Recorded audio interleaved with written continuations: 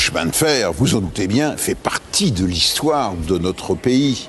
C'est une composante essentielle de son développement économique, industriel, social et même humain. Une histoire qui remonte grosso modo à 1830-1850 jusqu'à nos jours et qui se continue. Et bien entendu, dans l'histoire du chemin de fer, il y a un environnement technique, social, humain, ce que j'appellerais son patrimoine. Il était normal que ce patrimoine soit sauvegardé au même titre que l'on a sauvegardé d'autres patrimoines architecturaux, industriels et même dans le domaine de la locomotion, dans le domaine de l'automobile. Et voilà pourquoi une poignée de passionnés, de fondus du chemin de fer se sont acharnés à sauver ce patrimoine. Et quand je dis le patrimoine, c'est non seulement le matériel roulant que vous voyez ici à la Cité des Trains à Mulhouse, où je me trouve et qu'il faut absolument visiter, mais il y a les gares, les ponts, les viaducs, les postes d'aiguillage.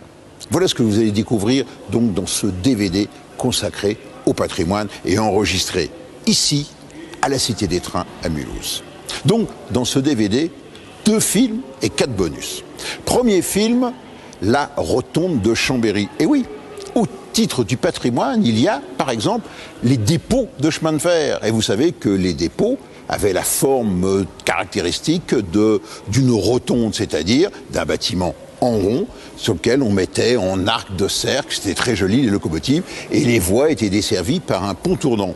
Et l'une des plus belles rotondes en France, c'est la rotonde de Chambéry, qui a été sauvegardée, restaurée par une poignée de passionnés. Une rotonde qui fait 110 mètres de diamètre et qui dessert 36 voies.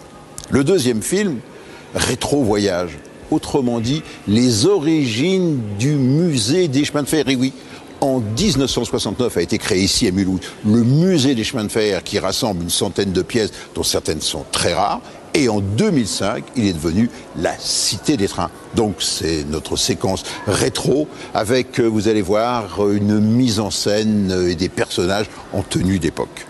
4 bonus. Premier bonus, le matériel, le viaduc métallique de Claps sur la ligne Valence-Briançon. Un viaduc construit en 1894, 4 travées métalliques de 54 mètres, un véritable chef-d'œuvre qui a été restauré. Et lui aussi fait partie du patrimoine.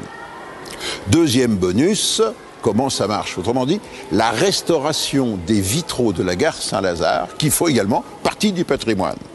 Troisième bonus, des idées d'avance. Et oui, souvenez-vous, c'était au mois de mai et au mois de juin 2003, sur les Champs-Élysées, l'exposition du matériel ferroviaire. Une idée géniale, 6 millions de visiteurs, j'oserais dire une idée d'avance, mais une idée à reprendre. Enfin, quatrième bonus, un homme, un métier, à tout seigneur, tout honneur, le président de la Cité des Trains à Mulhouse, un passionné des trains, Philippe Merville.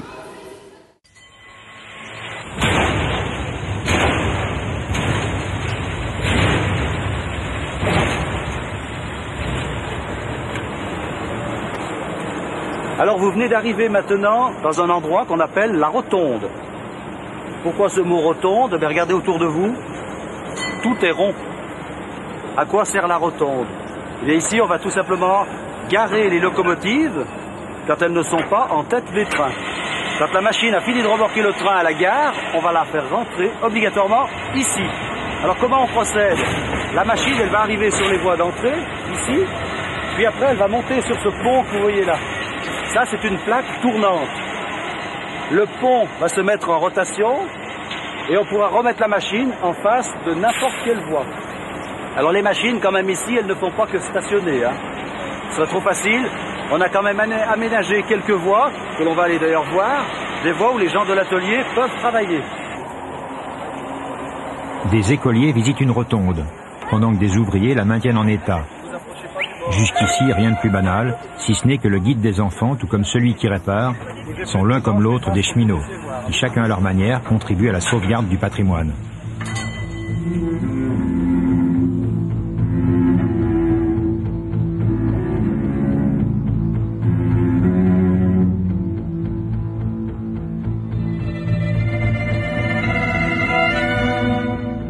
On n'a pas toujours conscience d'avoir devant soi un monument historique. L'histoire de ce bâtiment remonte au début de ce siècle. La révolution industrielle a traversé les Alpes et le PLM a pris la relève de la compagnie Victor Emmanuel. Chambéry est au centre d'un dispositif ferroviaire qui cherche à pousser le rail au fond des grandes vallées. Mais les infrastructures s'avèrent insuffisantes. Il faut pour la Savoie une rotonde adaptée à l'augmentation constante du trafic. La construction commence en 1908. Elle durera 3 ans. C'est l'époque où des impressionnistes au futurisme, des artistes font du fer et de la vitesse les vecteurs de l'art moderne. 17 ans plus tôt, la Tour Eiffel s'est érigée en symbole universel. L'architecture métallique triomphe. Le diamètre total de la rotonde est imposant, 110 mètres, dont 55 pour la coupole. Au centre de la partie annulaire, elle coiffe une plaque tournante de 21 mètres qui rayonne sur 36 voies. Elles permettront le remisage de 72 locomotives. Mais le terrain choisi se trouve en plein marécage. Les architectes tirant des leçons de l'édification des palais vénitiens utilisent le mélèze, un arbre qui ne pourrit pas au contact de l'eau. Alors pour stabiliser l'ensemble, il a fallu enfoncer des pieux de bois. On en a enfoncé environ 3118 rien que pour la rotonde. Et ensuite sur ces pieux de bois, on a édifié des blocs de béton. Sur ces blocs de béton, toute une série de voûtes qui vont soutenir l'ensemble de l'édifice, aussi bien le mur polygonal que les appuis des piliers ou bien alors les voies rayonnantes autour de nous. En mettant en scène le progrès, le chemin de fer ne fait pas qu'instaurer un nouveau rapport à l'espace et au temps. Il favorise l'expérimentation technologique et propose de nouvelles idées architecturales. Dans ces gares, que Blaise Cendrars qualifie de plus belles églises du monde, les ingénieurs se sont convertis à la religion du fer. Les halles et les charpentes métalliques deviennent l'expression d'une audace qui semble chercher les limites d'un système constructif. En fait, ce qui est novateur à l'époque, c'est de franchir des portées qui sont très importantes. On a en fait un bâtiment qui couvre environ 1 hectare, 9500 mètres carrés. Pour franchir cet espace de 55 mètres de diamètre libre, la solution qui a été retenue, c'est une solution d'arc, de 18 arcs, qui composent une coupole qui fait 27 mètres de hauteur. Tout ça forme un tout, un ensemble, une cohérence qui permet d'avoir cette unité de lieu, cette unité d'espace, ce volume. Le mouvement circulaire amène chaque locomotive sur une des voies rayonnantes jusqu'à la partie annulaire. Ici, le glissement des machines et la logique architecturale sont étroitement liés. Cette rotonde n'est pas qu'une prouesse technique. Elle exprime le dépassement de la valeur d'usage d'un édifice et illustre avec élégance l'adéquation d'un lieu avec la nature du travail que l'on y effectue. Cette magnifique structure, qui fait environ 800 tonnes, 800 tonnes c'est le poids d'environ 10 locomotives, donc c'est un poids énorme, mais en même temps on a une impression de légèreté, de volume immense, une sorte de cathédrale en fait, et tous ces arcs, toute cette structure métallique repose sur quelques points qui sont des articulations et qui sont en fait ce qu'on appelle en termes techniques des rotules. Et on pourrait tout à fait, et si on en avait les moyens, soulever cette structure parce que il n'y a pas d'encastrement, il n'y a pas de liaison en fait entre la partie qui est en dessous et qui repose sur une pile et la structure en elle-même.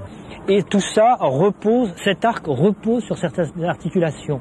On voit là d'ailleurs un joint creux qui prouve bien que cet élément repose sur la rotule. Alors, on est à Chambéry, on a des températures qui peuvent aller de -10, -15 jusqu'à +30, +35 l'été. Le métal est un matériau qui se dilate, qui bouge, et ce type d'articulation, en fait, permet de reprendre toute cette dilatation. On a d'autre part une énorme coupole qui est soumise au vent, donc des efforts relativement importants sur cette coupole. À nouveau, cette articulation permet de reprendre toutes ces charges. Quand la société industrielle se réveille en plein cauchemar, la rotonde est en première ligne, à la merci du vent de l'histoire. Le système ferroviaire devient un enjeu stratégique. Plus d'un tiers des gares importantes seront détruites. À Chambéry, le bombardement de mai 44 touche entre autres le remisage vapeur et l'atelier de levage. Seule, la coupole sera épargnée. Lorsque j'étais apprenti en 1952, c'était tout de suite après la guerre, et la rotonde a été bombardée. Elle a été beaucoup touchée par des bombardements alliés. Et la toiture a pratiquement été toute démolie. D'ailleurs, à l'époque de la construction, la couronne extérieure de la rotonde était couverte en tuiles, non pas en ardoise. Et les tuiles qui étaient brisées par les bombes ont servi à boucher les trous des bombes dans la cour. Tout a été charrié à la brouette. Parce que l'époque du dépôt, il y avait 600 agents environ. Et comme il y avait beaucoup de travail à faire, les gens ont participé au déblaiement, à la reconstruction, etc. Une petite anecdote, c'est de la Libération, que je n'ai pas vécu mais qui nous a été souvent racontée. C'est lorsqu'un ouvrier est monté sur le toit pour aller placer le drapeau tricolore au sommet de la rotonde à 35 mètres de haut. Et il a flotté pendant des mois et des mois, il s'était filoché au fil des années. La rotonde, pour moi, c'est une vieille histoire. Je l'ai découverte quand j'étais petit, puisque mon père travaillait bien sûr à la SNCF, il conduisait les trains, et un beau jour, il a décidé de m'emmener voir les locomotives. Donc, bien entendu, j'étais obligé de venir sous la rotonde. Et c'est là que, tout petit, j'ai vu ce bâtiment qui m'a tout de suite très intéressé. Et de toute façon, j'avais décidé d'être cheminot, et ça s'est réalisé. Donc, j'ai fait mes débuts à l'atelier, bien sûr, quelques années après. Donc j'avais l'occasion de travailler également sous la rotonde, et là je la voyais vraiment tous les jours, et c'est là que je l'appréciais.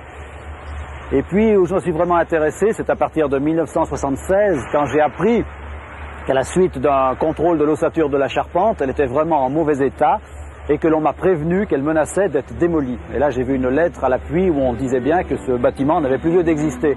Et c'est à ce moment-là que j'ai dit, on ne peut pas laisser partir comme ça un bâtiment. La rotonde accompagne la vie de Chambéry depuis 90 ans. Son histoire est aussi celle de ceux qui, chambériens, cheminots ou les deux à la fois, ne voulant pas effacer ces traces de leur mémoire, se sont sentis concernés par sa sauvegarde. Donc j'ai alerté la presse en faisant publier dans le journal local, le Dauphiné Libéré, un article concernant les menaces qui pesaient sur la rotonde. Et puis il a fallu contacter bien sûr tous les services de l'architecture intéressés, le ministère de la Culture, les bâtiments de France, etc. Ça a quand même duré 2 ans de procédure et enfin on a réussi à déboucher sur l'inscription à l'inventaire supplémentaire des monuments historiques du bâtiment en 1984. Cette rotonde est plus qu'un simple exemple de patrimoine. Elle symbolise une architecture ferroviaire qui voulait sublimer la peur de la modernité. À la naissance du monde industriel, l'univers des machines était vécu comme une agression que les rosaces et les dômes des gares devaient apprivoiser. Un siècle plus tard, l'architecture fonctionnelle a signé la victoire d'un rationalisme qui uniformise les lieux d'échange pour qu'ils correspondent aux critères de production internationaux. Le temps qui passe s'est attaqué à l'idéal de ces architectes, pour qui le fer incarnait aussi l'idée qu'il se faisait de la durée et de la stabilité. C'est la rouille qui se met à l'intérieur des deux parties jumelées des cornières. Ça fait un gonflement comme la rouille et puis ça lamine toute la pièce à l'épaisseur de la cornière. Les rivets, la tête du rivet a presque disparu. Tout ça est dû à la rouille par rapport à une tête qui est bien protégée par la peinture et une qui ne l'est plus, avec corrosion. Un monument classé apporte de fait à son propriétaire la certitude d'une contribution pour assurer son entretien. Nous, dans cette rotonde de Chambéry, nous sommes dans un édifice qui est inscrit à l'inventaire complémentaire. Nous avons donc la même obligation de maintenir l'édifice en état, mais aucune aide extérieure assurée. Donc il y a un travail fondamental et très important à engager pour remettre en fait à neuf cette structure dans l'esprit bien sûr de ce qui a été fait en début du siècle. Je crois que l'on n'a que trop détruit les friches industrielles. Évidemment, quand une industrie tombe, on ne peut peut-être pas tout garder. On n'en a que trop détruit. Je pense pour ma part que les jeunes ne peuvent pas s'imaginer un passé s'il n'y a plus de traces du tout. Quand on veut savoir où on va, il faut aussi savoir d'où on vient. On peut penser à tous ces hommes qui ont travaillé avant nous pour construire ce bâtiment, et puis qui ont aussi œuvré et travaillé, qui ont même souffert. Alors je pense que la curiosité des gens qui viennent visiter la rotonde, c'est tout simplement que cette rotonde de Chambéry, de n'importe quel point où l'on se trouve, légèrement en hauteur bien sûr, on va voir ce dôme. Et ce dôme, en fin de compte, il est secret. On ne sait pas du tout ce qui se passe dessous. Oui, je la voyais dehors et je me disais, mais qu'est-ce que c'est ce vieux bâtiment? Bon, on avait l'impression qu'il était totalement délaissé. Hein. Non, pas du tout, oui. Mais c'est bien. C'est formidable si elle sert toujours et puis que vous l'entretenez. D'accord. Donc là, on a réparé les 3 premières travées, ce qui représente donc l'emplacement de 6 voies. Et il y en a 36 voies. 36 voies autour de vous. D'accord. Donc ça nous fait 6 années de travaux, rien que pour la partie annulaire. Ah. Et il nous restera les 4 ans pour la coupole. On arrive à 10 ans. Donc à combien? 3 millions par an en gros? Bah, petit à petit, ça chiffre un peu plus. Là, on a démarré à 1,5 million. Cette année, on est à 2 et quelques. Ensuite, ce sera 3. Oui, le coût de la vie. La SNCF, si vous voulez, en fait, fait un gros effort, mais considéré du point de vue du patrimoine, ça intéresse tout le monde, je dirais. Personne ne peut se désolidariser parce que l'intérêt de l'affaire, si vous voulez, touche au bien commun. Le patrimoine, c'est l'affaire de tous.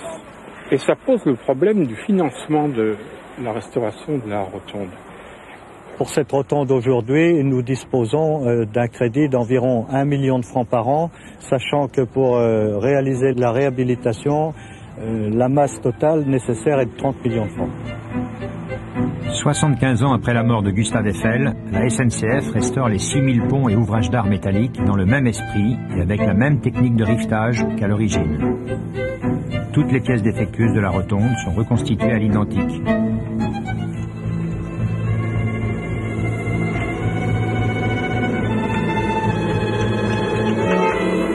Notre force, c'est le rivet. C'est qu'on fait du rivet à l'ancienne, comme à l'origine. C'est ce qui est la force des équipes. Il y a pas mal d'entreprises privées qui font du rivet, mais qui traitent peut-être pas les ouvrages comme nous on les traite. C'est un savoir-faire des équipes, ça, je pense. Alors l'apprentissage se fait à l'équipe. Moi, disons que j'étais tous les riveurs qu'on a, on tourne. On sait tous faire les rivets, mais on l'apprend au sein de l'équipe. Toutes les petites astuces, tout le rivetage, c'est les anciens qui nous le façonnent. Nos jeunes, la toute jeune génération, elle est prise dans une perception tronquée du réel. Elle croit qu'on appuie sur des boutons, ça apparaît sur un écran. Ils ne saisissent plus la masse de travail et ce qu'il faut se coltiner dans un travail matériel, manuel pour aboutir. Les jeunes ne perçoivent plus les milliers d'heures de travail qu'il peut y avoir dans l'édification de la coupole. Ça doit complètement leur échapper.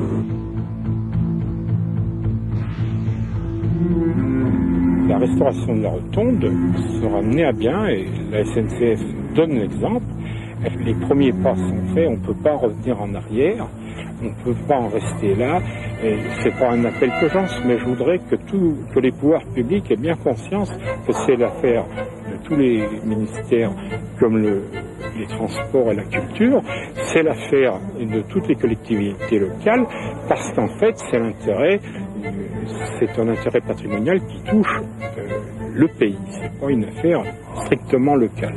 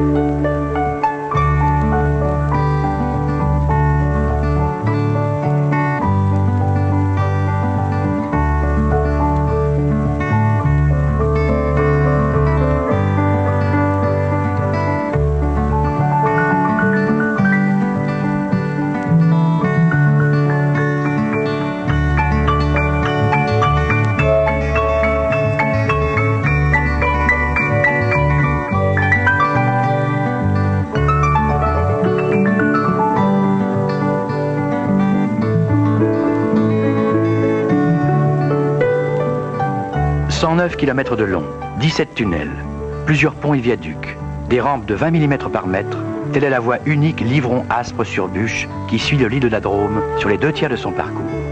Au-delà de la Baume, elle rejoint la vallée de la Durance. D'Aspres-sur-Bûche et jusqu'à Veynes-en-Dévoluy, la ligne est à double voie.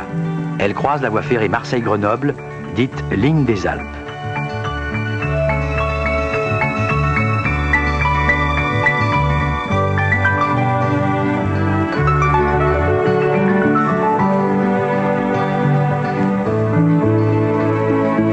La voie unique Livron-Aspres est l'itinéraire normal d'accès au Briançonnais depuis Paris et Lyon.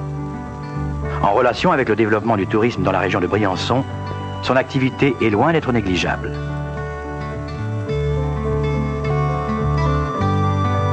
Au site classé dit le Claps, la ligne contourne un amoncellement d'éboulis rocheux et traverse la Drôme, véritable torrent, sur un pont métallique construit en 1890. Long de 217 mètres et d'une hauteur de 44 mètres, ce viaduc comporte 4 travées indépendantes de 54 mètres chacune, reposant sur 2 culées et 3 piles intermédiaires en maçonnerie.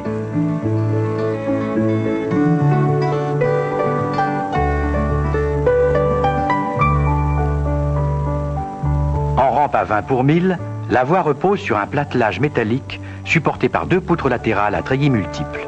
La dénivelée entre les appuis extrêmes est de plus de 4 mètres.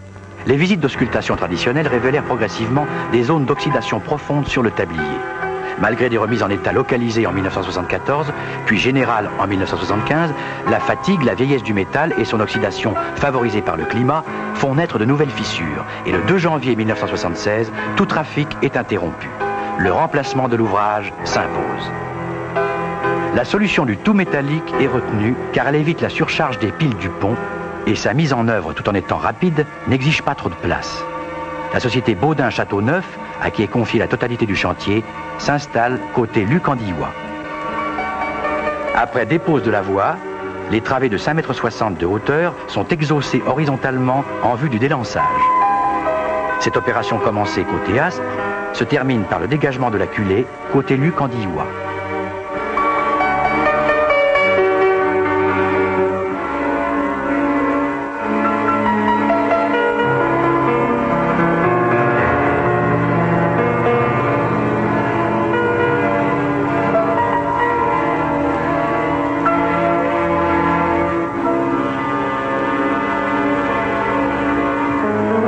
Des portiques composés de montants métalliques fixes et de traverses mobiles superposables permettent le levage par étapes à l'aide de vérins.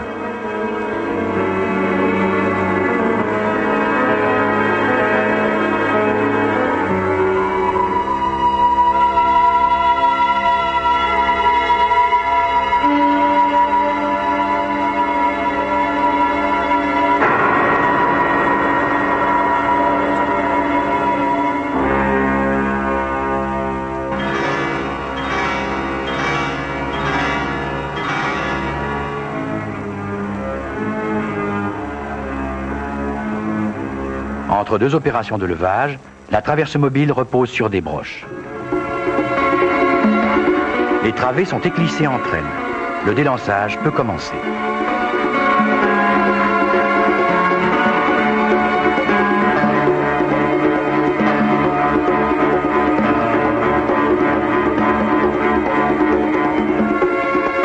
Un treuil installé dans l'axe tracte progressivement le tablier.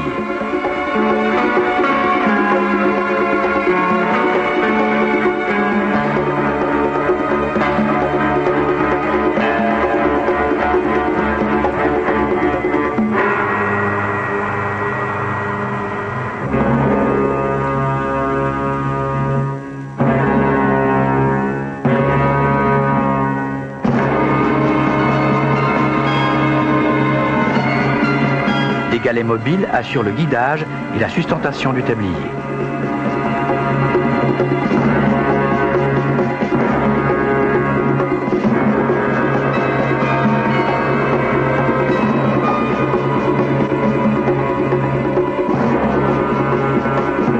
Côté Aspres, un arrière-bec fixé en 3 étapes à l'extrémité de la dernière travée limite l'effet de charge en porte-à-faux.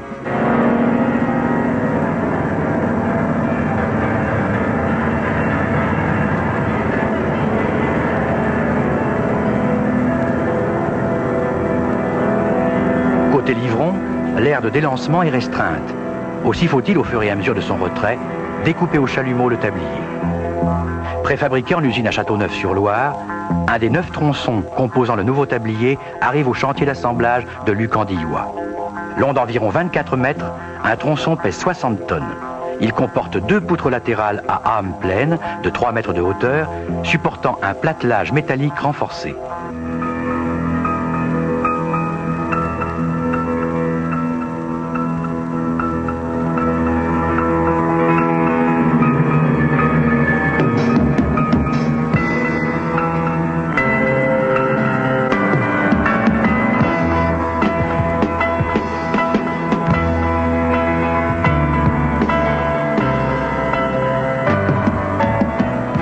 À côté du chantier d'assemblage, sous un abri atelier, le platelage de 18 mm d'épaisseur est soudé automatiquement sous flux en poudre.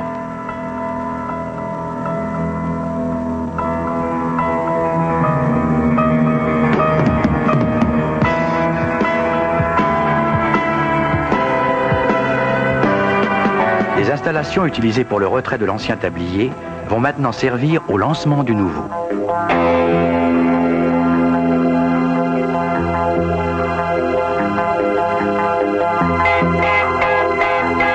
Les tronçons sont approvisionnés et assemblés au fur et à mesure des besoins.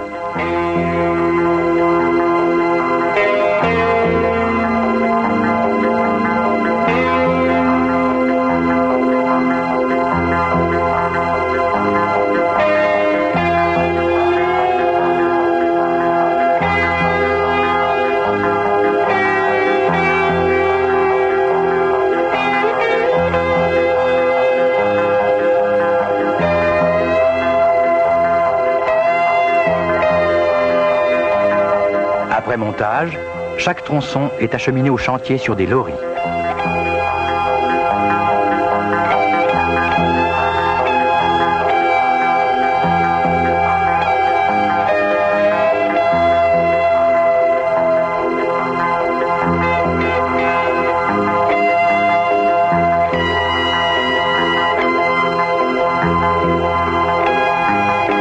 Au fur et à mesure du lancement, les tronçons sont éclissés entre eux au moyen de boulons haute résistance, le raccordement du platelage étant fait par soudure.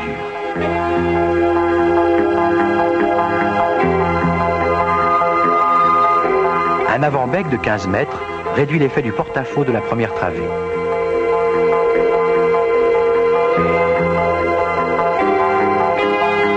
Au cours du lancement, le tablier reçoit une chape d'étanchéité collée sur le métal, elle-même recouverte par une contre-chape en asphalte porphyré.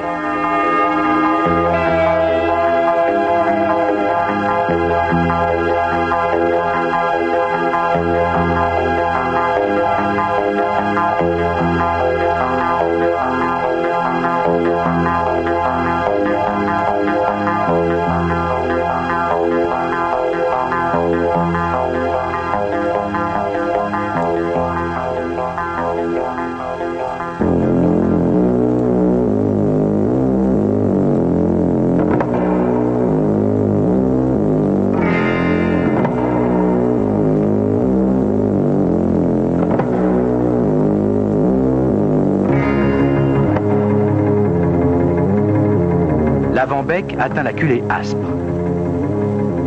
Le nouveau tablier étant moins haut que l'ancien, les piles en maçonnerie ont reçu des rehausses en béton armé de 2,50 m.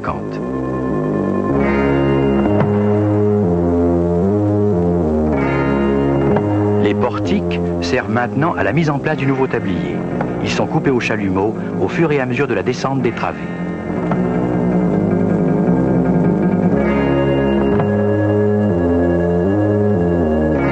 Le tablier repose sur des appareils d'appui en acier moulé, encastrés dans les corps des têtes de pile éculées.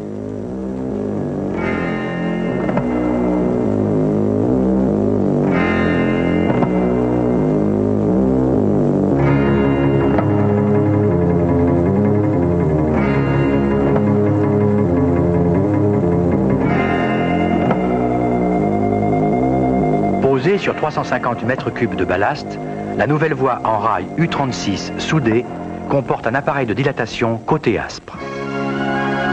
Le 10 novembre 1976, les circulations sont rétablies. 4 mois d'études et 6 mois de travaux suffirent pour redonner une nouvelle vie au viaduc du Claps.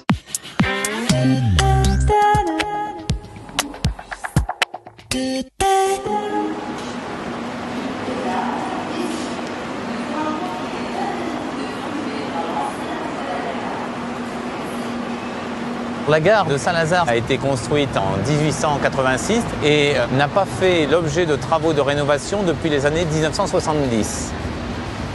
La gare Saint-Lazare est pilotée par la direction des gares qui a décidé pour l'ensemble des gares parisiennes d'effectuer de grands travaux de rénovation dont Saint-Lazare fait partie. Quand on va faire un projet dans une gare, on commence par en faire l'histoire. Et donc on fait un inventaire de tout ce qu'on peut trouver d'intéressant au niveau patrimoine qui peut dater de différentes époques. Donc à la gare Saint-Lazare, on a fait ça et effectivement, on n'avait pas besoin de déshabiller grand-chose pour voir ces vitres peintes qui sont quelque chose de caractéristique de la gare Saint-Lazare et donc d'important qu'on a décidé de remettre en valeur en les nettoyant.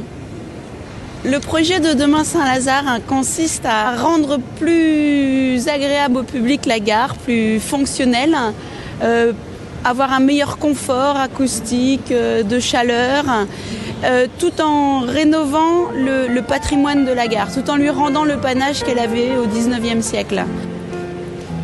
Au début, on allait prendre le train, surtout à Saint-Lazare, avec des grandes robes et des grands chapeaux. Et ensuite, ça a été beaucoup plus les ouvriers qui venaient et qui habitaient en banlieue. Donc pour ces gens-là, on a fait plus de petits kiosques pour les journaux, de petits kiosques à billets, etc. Et là, on a commencé à avoir une accumulation de choses dans les gares. Donc le but aujourd'hui, c'est d'enlever au moins sur les murs toutes ces couches pour retrouver, autant qu'on pourra, la grandeur de la gare du 19e siècle.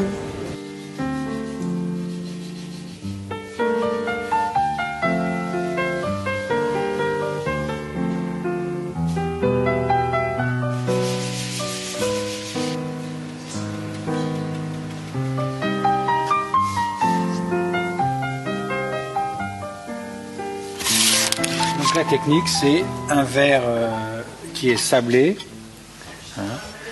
en laissant un petit cordon transparent. En fait, ce petit cordon a été fait vraisemblablement avec de la colle de peau de lapin et puis un pinceau qu'on a laissé couler assez largement pour faire des effets un peu ronds comme ça.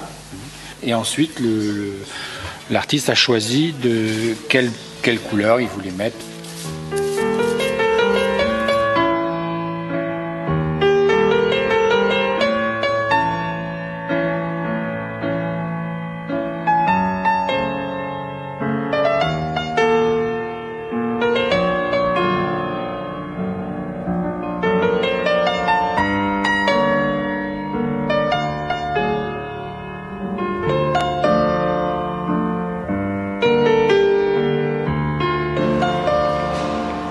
Les vitraux sont très postérieurs à la construction de la gare, puisque la première petite gare Saint-Lazare date de 1849. Ensuite, elle a grandi, elle a beaucoup évolué, elle a grandi successivement 5 ou 6 fois. Et ces vitraux ne sont arrivés qu'en 1930.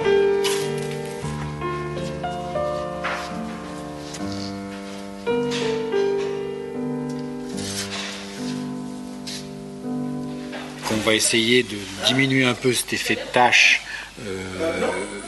pour que ce soit quand même que ça fasse pas décrépit, mais en même temps garder quand même le côté moelleux de cet effet-là pour qu'il donne en fait sa qualité de verre ancien. Maintenant, il faut d'une part donc atténuer et faire boucher les manques et puis retrouver une homogénéité à l'ensemble, en gardant au maximum les verres anciens. Parce que c'est sûr que refaire ce verre-là, recouper, remettre les caches ici, repeindre, resabler, refaire le verre, c'est plus rapide finalement que de le nettoyer, de le recoller, de le repeindre. Mais bon, il faut respecter aussi le travail ancien. Voilà. La partie principale des panneaux qu'on a retrouvés dans la cave, donc la partie centrale d'un des panneaux. Et donc vous voyez, tout ce qui a subi l'humidité, en fait tout est décollé. Voilà. Donc par contre, le reste n'est pas abîmé. Mais toute la gare est dans cet état-là. Il faut juste dépoussiérer, nettoyer. Et pratiquement tout ce qui est dans la cave est dans cet état-là. Quand ça se décolle tout seul, on ne peut pas le garder, bien sûr.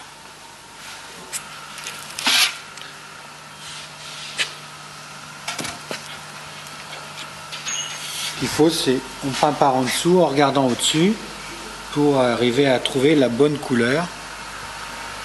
On arrive à retrouver à peu près la teinte. Alors là, comme c'est un petit peu patiné, un petit peu jauni, je vais mélanger un petit peu de brun pour arriver à avoir un peu les mêmes genres d'effets.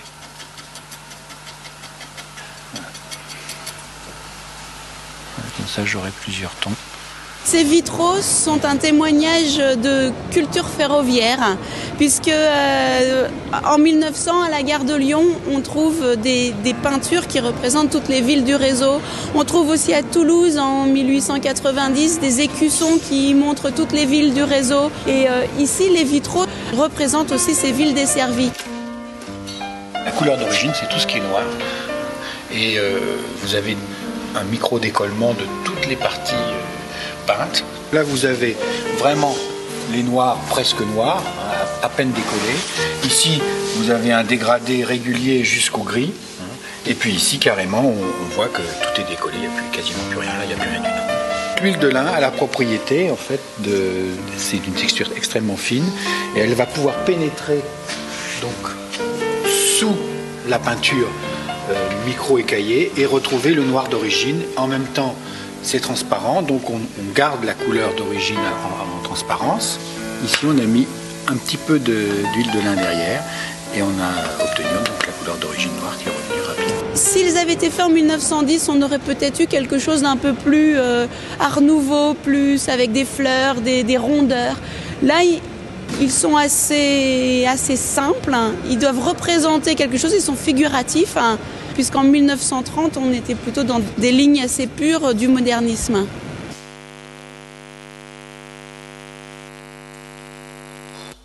Voilà, tout ce qui était entre les deux a durci avec les UV, donc c'est très pratique et on essuie tout ce qui dépasse. Voilà. Vous avez un collage qui est pas trop visible. Voilà. Là, c'est toute une partie de verre décoré qu'on a trouvé derrière un verre cassé. Il y en avait un, il y en avait un deuxième. Voilà. Deuxième partie, voilà. On a essayé de reconstituer aussi. On a réussi à retrouver des dessins. Et puis en fait, ça ne correspondait absolument pas au verre qui nous manquait. Donc on l'a recommencé. On a donc recherché une image de la cathédrale de Bayeux. On a reconstitué en perspective la partie manquante. On l'a redessinée. Voilà. Là-bas. Les principales contraintes, c'est au vu de la clientèle qui emprunte chaque jour cette gare, donc 450 000 personnes. Donc nous avons vu avec l'entreprise pour minimiser ces contraintes. Par exemple, les échafaudages ont été répartis de telle façon à gêner le moins possible les flux. Les agents de l'escale ont été avertis de cette situation pour prendre en main la clientèle, ce qui permet la réalisation de travaux et notamment la restauration des verres peints dans vraiment de bonnes conditions. Là, c'est la partie ancienne. Voilà. Et là, la partie ce sont des ouvrants qui étaient dans des fers rainés en U, et avec la rouille, ça a éclaté, ça a gonflé, ça a fait éclater toutes les parties basses qui prenaient l'humidité. Et donc, sur tous ces panneaux-là qui étaient dans la cave, il faut couper la base et la refaire, quoi. Voilà.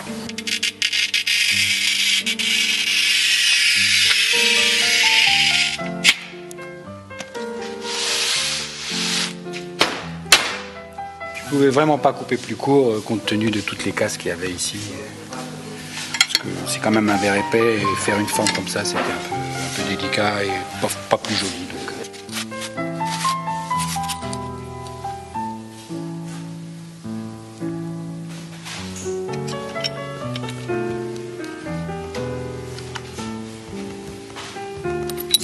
Donc je vais glisser ce verre-là en dessous, puis je vais me servir de ce verre-là comme gabarit.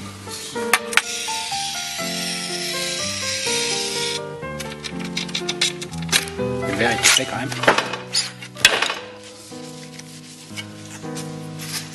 Donc maintenant je vais reproduire tous les petits dessins, tous les petits zigouigouis, là je vais les reporter là-dessus.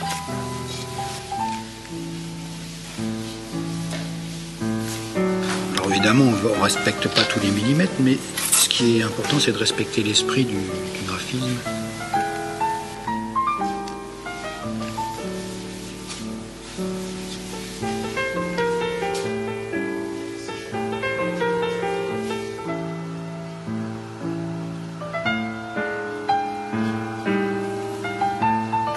Voilà, donc maintenant, c'est une colle qui est sèche tout de suite, hein, qui durcit très rapidement, donc on peut tout de suite la sabler.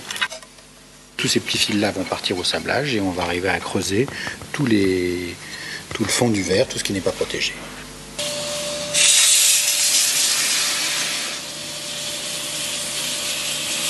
Voilà, je vais pas enlever les autres, ça nous sert de cache après.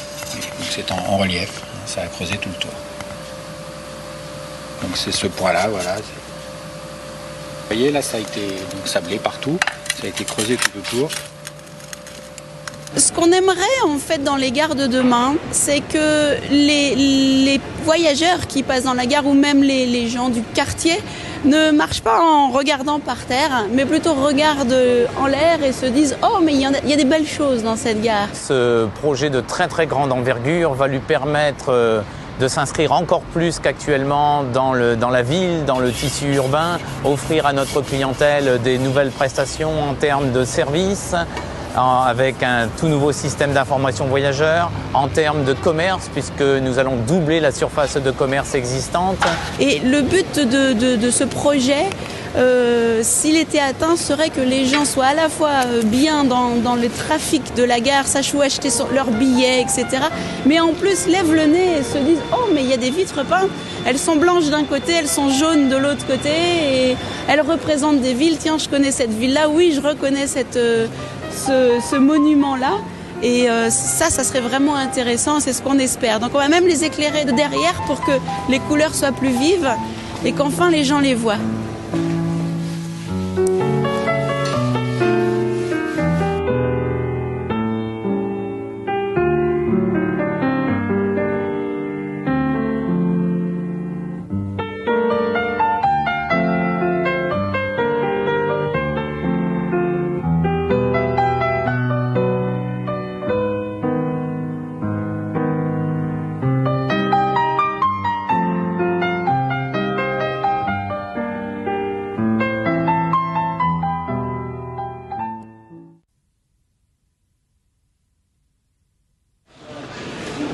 En voiture.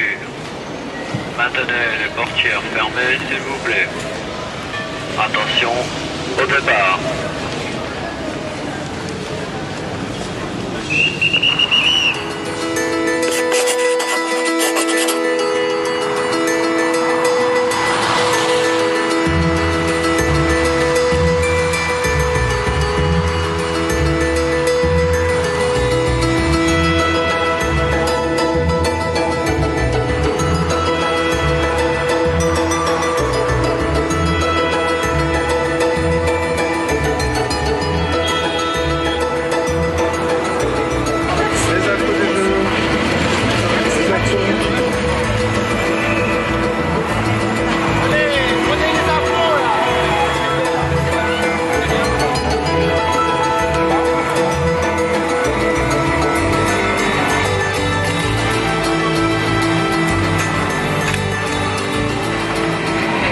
Ces machines-là ont circulé jusqu'à la fin des années 50.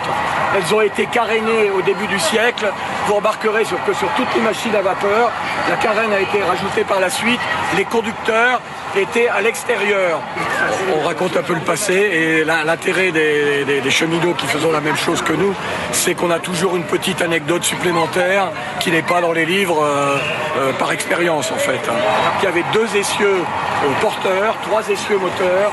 Ça fait le 4e jour que je fais ça, avec l'envie de partager avec les gens. C'est formidable parce que personne ne s'attendait à une foule de cette importance en fait. Avec la même forme, qui survole Paris. C'est exceptionnel.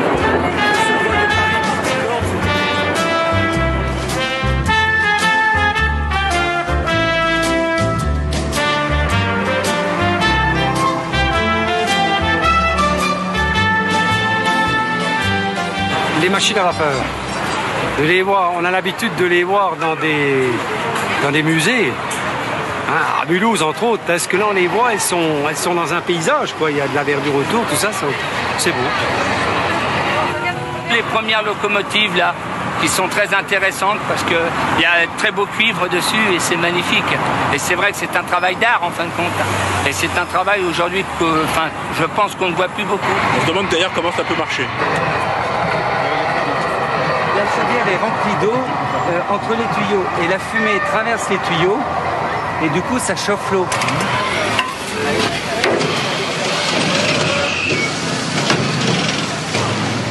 Il y a une chose qui est réussie, il y a le bruitage. Hein. J'ai entendu le bruitage.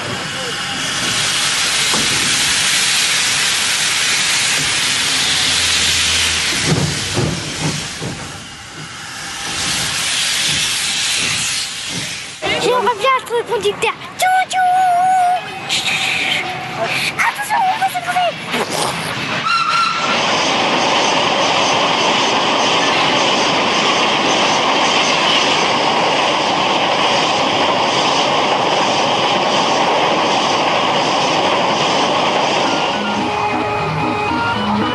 C'est toute une histoire. J'aurais bien voulu voyager dans cette train. Oui, vous apprenez.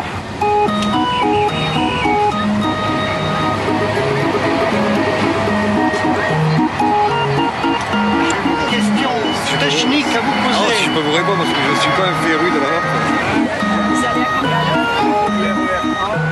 Il y a un impact très fort sur les locomotives à vapeur et le vieux matériel ferroviaire. Et puis la voiture Pullman qui fait rêver les gens. Hein.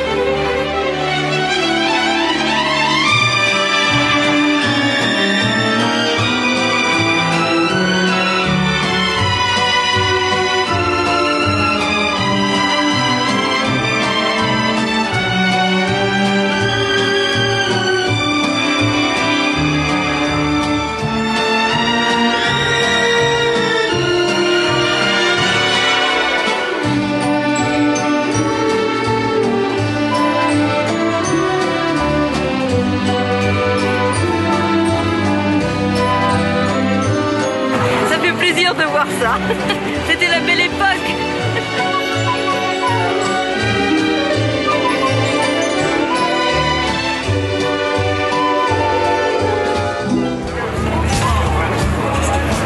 Quand on voit l'évolution, si, c'est très très beau. L'ancien c'est beau, mais c'est vrai que le nouveau aussi. On voit le progrès. Ça fait de l'émotion parce qu'il y a aussi des trains qu'on a connus étant jeunes, comme la bébé qui est ici là. 1955. Est-ce que vous étiez né en 1955? Voici le 300. On le dépasse. Malheur. On signale au périscope que le panneau arrière est fondu. On remonte l'autre et en avant. Oui, il y avait des casques. Est-ce qu'on met un casque pour aller dans le train? 320.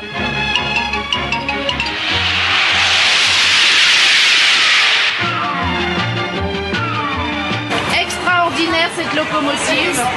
Écoutez, elle a gagné le record de vitesse, 331. Eh oui, c'est la première fois qu'un train allait aussi vite. Mesdames, Messieurs, bonjour. Je vois qu'il reste encore quelques places. Là, vous allez pouvoir écouter un cheminot qui vous parle de son travail au quotidien, si ça vous intéresse. Je m'occupe d'un système informatique. Alors mon titre, je suis assistant Bill Big Nav Mars.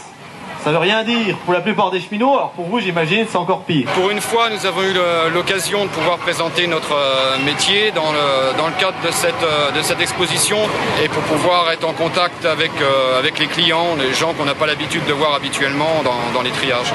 Le train Théose, vous allez le généraliser à toutes les lignes corail. On va à partir de début 2004 proposer Théose. Le public connaît le guichetier, la personne qui vend des billets, connaît les agents qu'on voit sur les quais qui donnent le départ des trains, mais le reste, les autres agents qui composent l'entreprise ne sont pas vraiment connus du grand public et je pense que là c'est un bon moyen d'aller à la rencontre du public.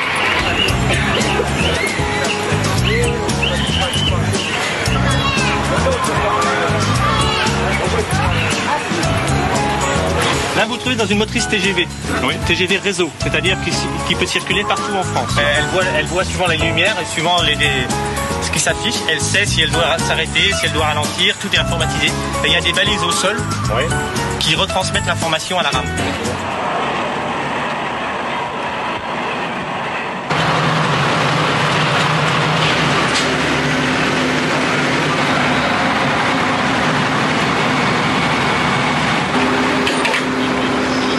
Nous, on a été surtout sollicités parce qu'on avait du matériel entreposé pour construire le TGV Est.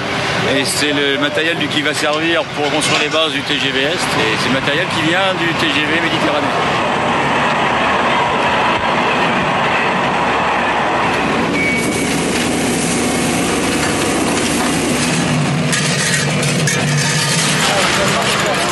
En fait, ils ont demandé des volontaires pour travailler sur les Champs-Élysées et puis je me suis porté volontaire parce que bon, ça change d'ordinaire, c'est quelque chose d'exceptionnel.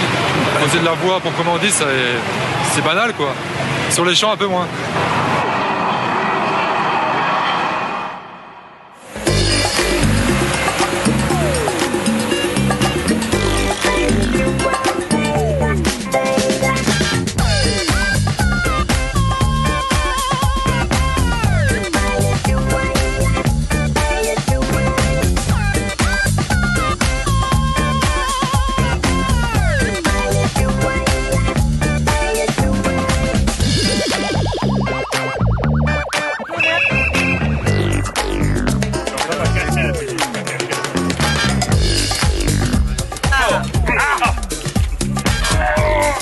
Là, je crois qu'on l'a tiré celui-là.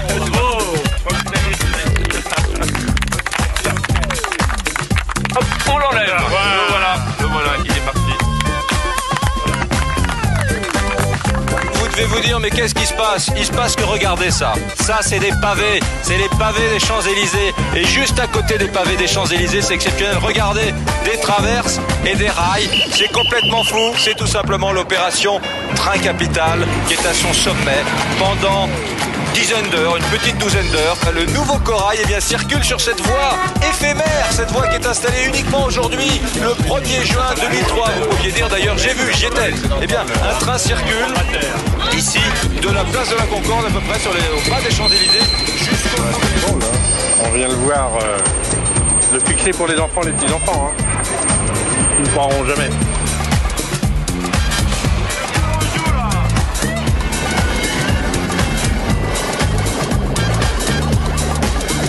Jamais on n'aurait pensé une chose pareille. Hein. Sur ces rails.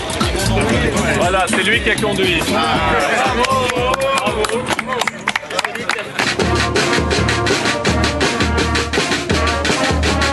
C'est un plaisir de quitter sa province pour monter sur les Champs-Élysées, faire voir que nous sommes cheminots, sommes fiers d'être cheminots et de montrer au public ce que nous pouvons faire.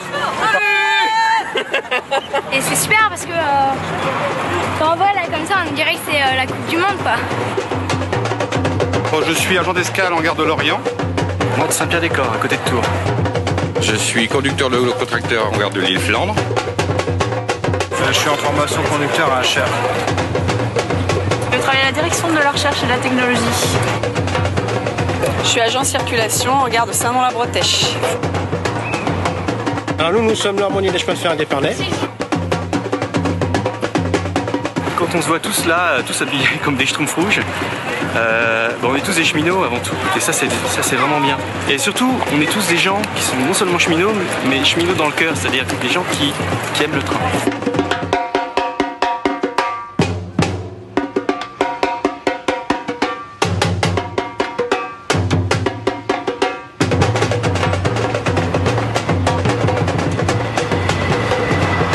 Gare éphémère, nous y sommes, qui s'appelle Concorde, Champs-Élysées, et le train va remonter d'1,4 km sur les champs pour aller vers le Fouquet's. J'ai pris effectivement le service là pour le train de 15h30 jusqu'à 20h ce soir, donc c'est moi qui autorise le mécanicien à mettre le train en marche. Et pourquoi vous avez tenu à venir embarquer ici? Qu'est-ce qui vous exalte? Je suis un fanat de chemin de fer. On a vu des avions, on a gagné la Coupe du Monde sur les Champs-Élysées. On n'avait jamais vu un chemin de fer sur les Champs-Élysées. C'est aujourd'hui un rêve accompli pour les organisateurs et surtout pour moi. Je suis très heureux. Je suis en extra, mais je suis tout à fait heureux de participer à cet événement parce que je pense que ça ne se fera pas avant plusieurs années et puis c'est assez exceptionnel de rouler sur les Champs-Élysées à bord d'un train. C'est quand même assez original, donc bon, on en profite si on peut. Qu'est-ce que vous avez? Ça c'est le billet de train éphémère, montrez-le, on va le regarder à la caméra, voilà. Il y a un billet de train, ça va être un collector celui-là. Les clients sont tous très enthousiastes de voyager à bord de ce train et ils sont tous émerveillés et contents.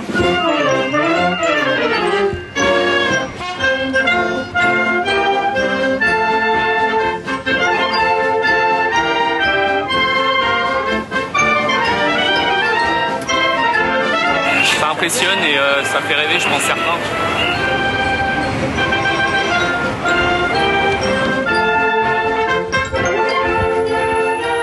C'est impressionnant.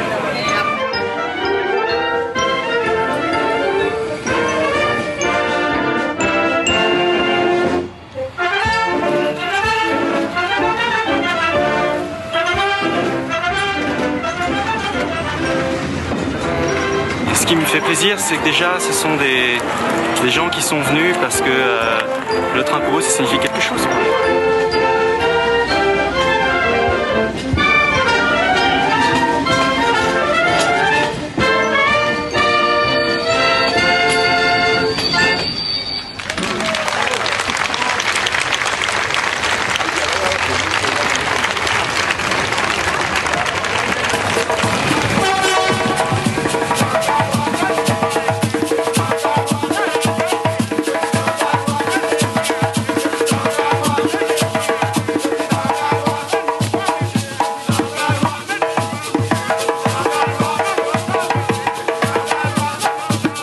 Demain, quand je vais rentrer à mon société, je vais rencontrer mes collègues de travail et puis je vais leur essayer de leur transmettre un petit peu de la joie que j'ai eue pendant cette journée.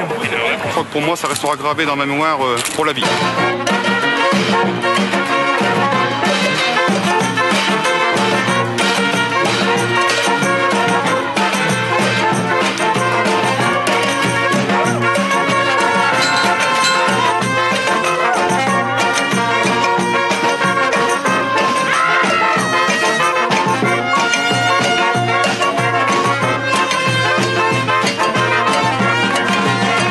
Magnifique et beaucoup d'ambiance.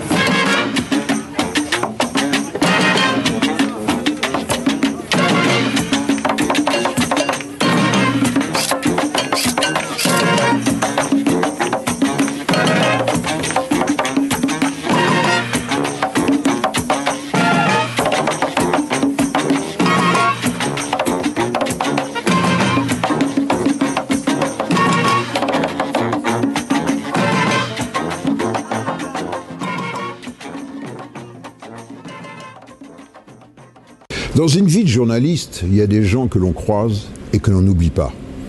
Philippe Mirville fait partie de ceux-là. C'est un passionné comme on les aime. Fils de cheminot lui-même, puisqu'il est à la communication de la SNCF. Il brille par sa connaissance du chemin de fer, sa passion et sa fonction. Il est président de la Cité du Train. Alors déjà, ça me tient à cœur personnellement parce qu'une des locomotives fétiches qui est ici, la Crampton numéro 80, je l'ai connue quand j'avais 10 ans et j'ai circulé dessus. Je la retrouve donc plusieurs années plus tard.